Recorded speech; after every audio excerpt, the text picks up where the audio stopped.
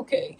Now, I did notice, I think in my last reading, that my shadow was falling onto the wall. And since I don't really film myself for personal reasons of that was kind of a hoot. I saw my big old bun, like cocking up the wall up here on top, cockeyed. Anyhow, that's as close to an image of me as you're going to get, other than possibly the thumbnail. I think the thumbnail I changed to a picture, but anyway, whatever. So what's at the bottom of the deck is the Nine of Imps in the reverse. And this is the Nine of Wands in other decks, which is about success in a battle, but kind of feeling like a wounded warrior. Like you've been through the steps and all the rest of that. But it's kind of a time where the battle's over. You've kind of got this wall of protection behind you, but it's also symbolic of the wall internally. In the reverse position, the Nine of Imps can be about the struggle still going on for you. So there may be issues where you still haven't quite yet come to that resolution. But know that the Nine of Imps is a successful card in the upright. So it may just be that energy is delayed for you. Sometimes, though, we do tend to put walls around ourselves, walls around our heart, walls around our mind. We resist things. Sometimes we do add on the layers of protection. We're very guarded against other people. Be careful not to judge the future by the past or by people from your past when you do meet new people. So anyway, just a little note on that card there on the bottom. Recent past tense. Wish fulfillment. You wanted something. Something was coming in for you. You had some kind of, it looks new information. Truth, right? We also see the King of Bats. Now, the suit of bats in this deck is swords. That's air. So it could be Gemini, Libra, or Aquarius. Not necessarily, but it could be somebody whose intellect, they got a sharp mind, that you appreciate and respect.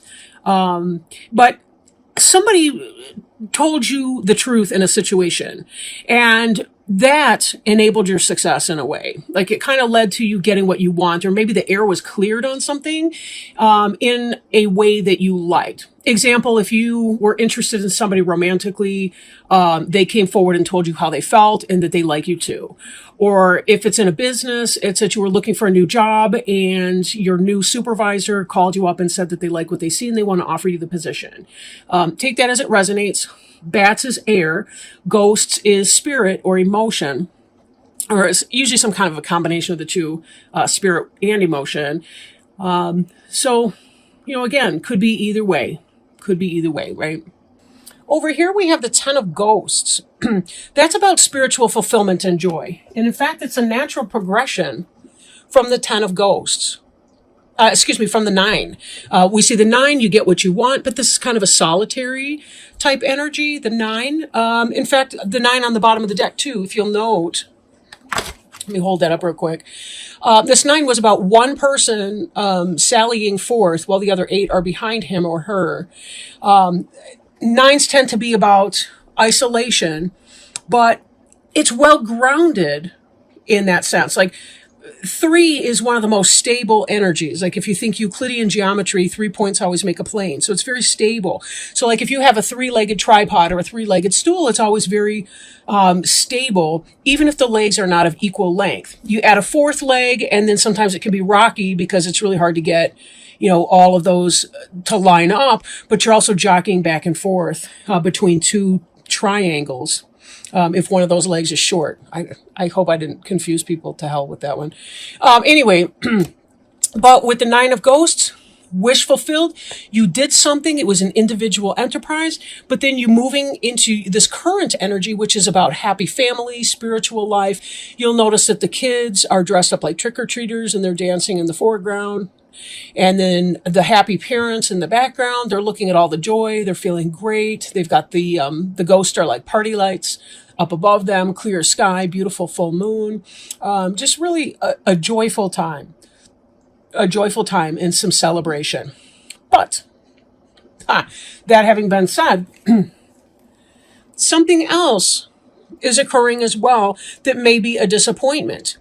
even though you have this desire for your wish to come true, for everything that you want, and you've got this truth that's out there that's being spoken, there still may be some kind of a loss or a disappointment. Since the Nine of Ghosts and the Ten of Ghosts are kind of what's on your mind or what you're thinking about, kind of what you hope, what may come to pass or manifest, but again, this is kind of where you're pointing your mind. It is the case that there's some sort of a disappointment. Like, this offer is in fact going to come true because this is about basis of matter. This happened, but I'm thinking that it might not have been all that you were hoping for with the Ten of Ghosts, but there might be a little bit of a disappointment in here. Part of you're experiencing the joy that you were wishing for here. It may be about being careful not to take the pessimistic viewpoint, but to be optimistic and to celebrate the things that you do have.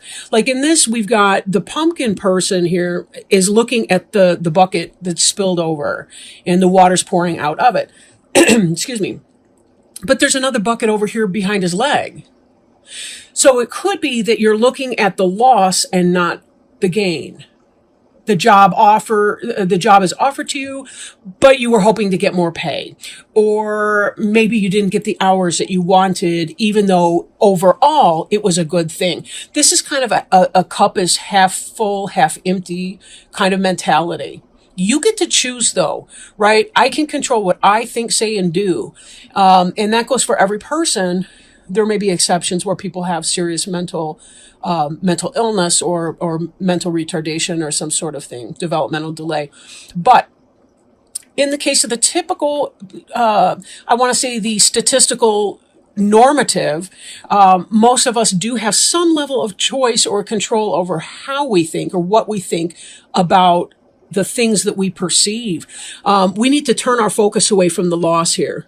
That's not to say that we don't process our emotions over the disappointment. We do need to do that because there is a point too where we kind of abandon ourselves when we don't allow ourselves to acknowledge our disappointments or our hurts or our emotional pain.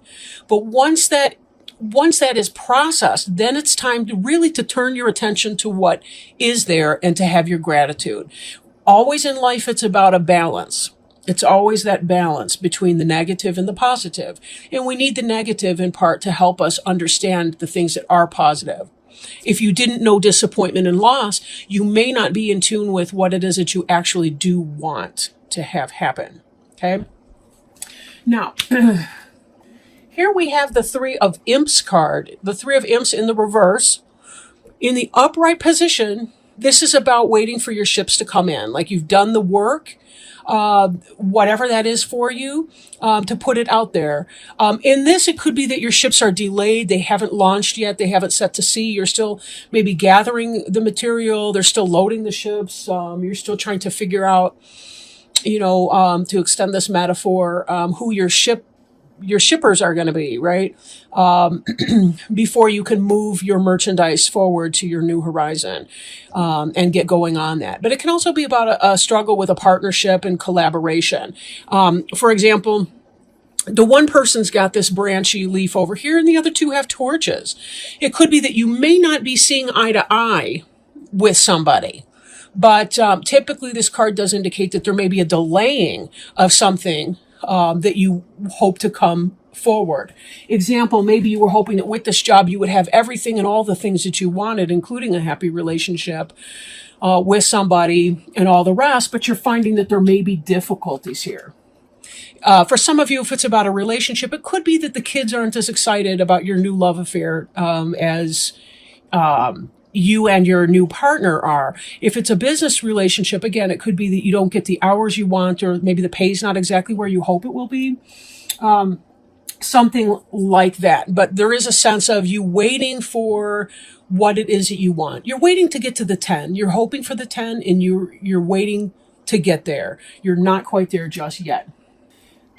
Now, in the future tense, what's on your mind or going to be on your mind is more of the disappointment focus. Okay. This is kind of about being left out in the cold on the one hand.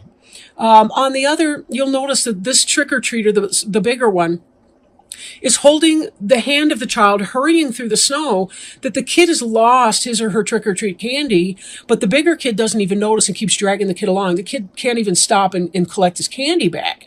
So there's a sense of loss and disappointment, which kind of ties us back in with this 5 of ghosts. 5 is about transition and change, and a lot of times it's about the first part of a change, which is the death, right? A lot of times we have to clear symbolically, right? Through a metaphorical or symbolic death, we have to clear something away before we're ready to make space for the new. You know, in so doing, there's that feeling of disappointment which comes through. This card here is at the center of your reading. It's that disappointment. What's in your future on your mind is the disappointment. How long this disappointment lasts has everything to do with how you allow yourself to feel that disappointment and to process that. But once you're done with it, don't live in that energy. You have to clear it and move on. You know, how you clear it is unique to you, but it could be meditation, bubble baths, physical exercise, continuing your job search, you know, maybe starting the new job, but then, you know, moving on like that, or just working through, pushing through the discomfort until you get to the exciting part of the change, which is where you can either learn to accept what's lacking, or you can find a new way to bring yourself to the point that you have what's lacking, that your ships do in fact come in. This in the reverse implies a delay in the energy, not a no way in the energy. Okay, so remember, it's a delay, not a no way. And then also moving forward, we see 4 of bats in the reverse. And that could be about, maybe the universe is trying to tell you, you do need to meditate and find your center in your calm place and your patience place. And patience can be really, really tough for any of us, really. But this is that sense of going within and restoring yourself. And if you're not allowing yourself time and space to do that, that can negatively impact your moods and your sense of disappointment and all the rest. So be sure you make space for that.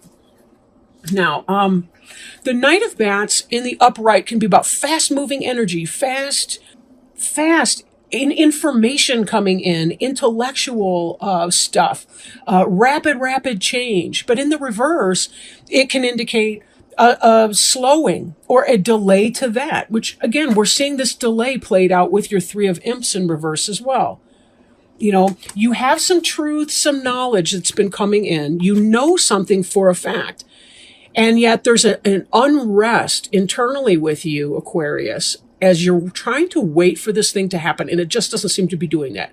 Now, for some of you, this Knight of Bats could be immature energy, backstabbing, spying type energy. Like, you know, how people spy on you in your social media and this and that.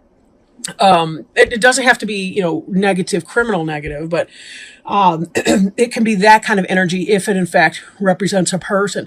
But just based on the other cards that we're seeing here, it really kind of feels to me like you get some of what you want, but not all of what you want. And part of what you're doing in the first half of November is trying to be comfortable with the fact that it just didn't happen the way you were hoping for it to happen.